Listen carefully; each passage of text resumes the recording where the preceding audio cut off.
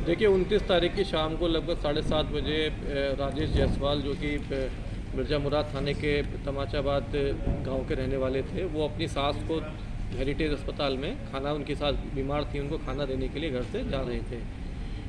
मोहन सराय से जब हम लेफ़्ट हैंड की तरफ मुड़ते हैं उसकी तरफ, तो सुनसान एरिया पड़ता है। उस दिन बारिश भी थी, तो शाम को सूचना मिली कि कुछ अज्ञात लोगों ने जो है उनको गोली मार के उनकी हत्या कर दी है। उन्हीं के गांव का एक आदमी पीछे से आ रहा था, उसने उनको पहचाना कि ये हमारे गांव के लोग हैं, उनके द्वारा सूचना दी गई। तो फिर उनके घर वालों को सूचना दी गई, तो प्रथम उसमें उनके घर वालों ने जो है ये शंका जताई थी कि उनके ही परिवार में जो है ज़मीनी एक विवाद चल रहा है उनके बड़े भाई से। तो उन्होंने शंका जताई कि संभवतः ये हो सकता है कि उन्होंने ज़मीन के विवाद में ये काम करा दिया हो।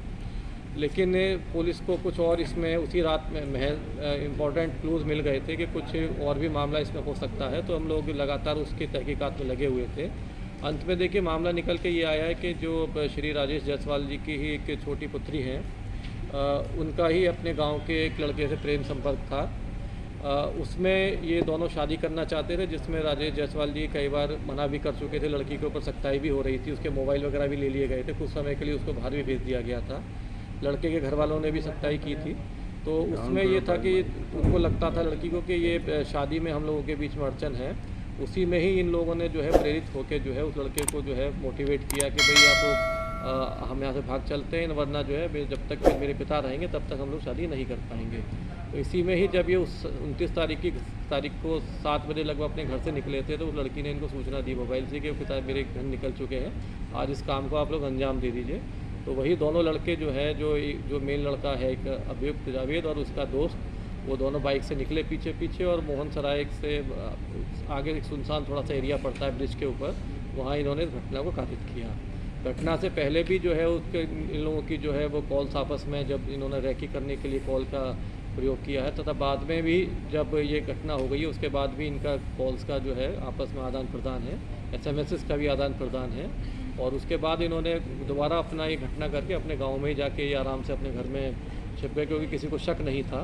और वहीं जो है इन्होंने अपने घर में ही जो है उसको अपना जो घटना में जो पिस्टल जो उपयोग में लाई गई थी उसको भी छिपा दिया।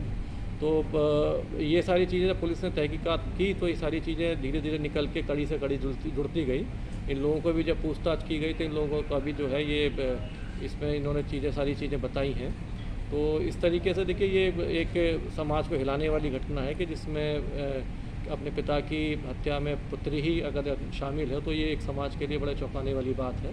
और कहीं ना कहीं जो है ये इस तरह के संबंधों को भी तार ये चीज़ें करती हैं। तो ये आज केस वर्कआउट हुआ है और हमारी जो टीम जो वर्कआउट इसने किया है उसको हम लोगों ने 5000 का इनाम भी घोषित किया है। गिरफ्तारी सर, बरामदगी क्या है? गिरफ्तारी कितने लोगों की, बरामदगी क्या? देखिए इसमें एक जो हत्या में साजिश में उनकी पुत्री और जो 2 लड़के घटना करने वाले हैं दोनों की गिरफ्तारी हो गई है। जिस मोटरसाइकिल से ये लोग आए थे वो भी बरामद हो गई, इस लड़के की मोटरसाइकिल है और इसमें जो पिस्टल यूज़ में लाई गई थी उसकी भी वो भी बरामदगी हो गई। घटना में जिस पिस्टल का उपयोग किया गया, ये पिस्टल कहाँ से लाया गया? ये इस लड़के ने बताया कि इसने लगभग 4-5 महीने पहले जो है ये बिहार से ये कहीं से पिस्टल ली थी। तो उसका उस पॉइंट को भी हम लोग जो है तहकीकात कर रहे हैं, कहाँ से ली थी, कब ली थी। तो वो भी एक गैंग वर्कआउट हो सकता है किस तरह का। बेटी बालिग है ना बालिग? नहीं, बेटी बालिग है, जो है वो 3rd ईयर की स्टूडेंट है। लेकिन नाम हम लोग नहीं उसमें बता सकते। जो लोग गिरफ्तार